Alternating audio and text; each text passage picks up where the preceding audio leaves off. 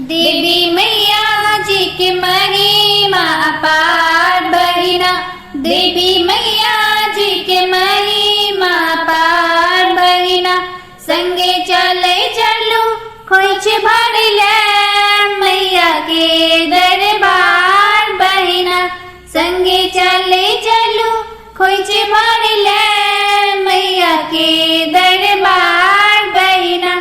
देवी मैया जी के महिमा अपार बहिना, देवी मैया जी की महिमा अपार बहिना।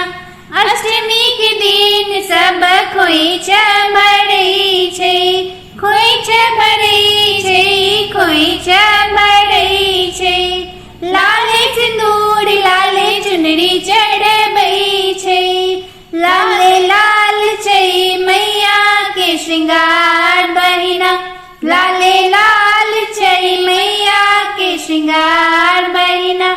देवी मैया जी के महिमा अपार बहिना, देवी मैया जी के महिमा अपार बहिना।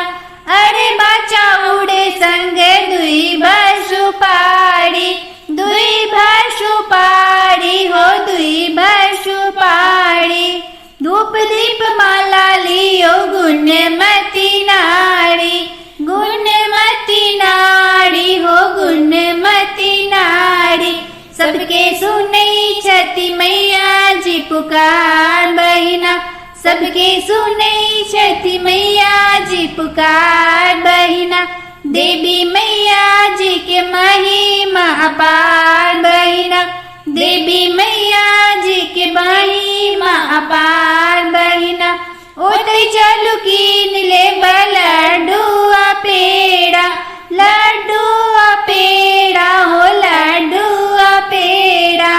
साल भर पड़ाबैया दुर्गा पूजा मेला, दुर्गा पूजा मेला हो दुर्गा पूजा मेला।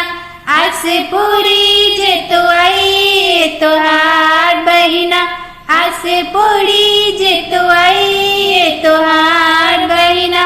देवी मैया जी के महिमा अपार बहिना, देवी मैया जी के महिमा अपार बहिना। संगे चले चलू खोइच भरले मैया के दरबार बहिना, देवी मैया जी के महिमा अपार बहिना।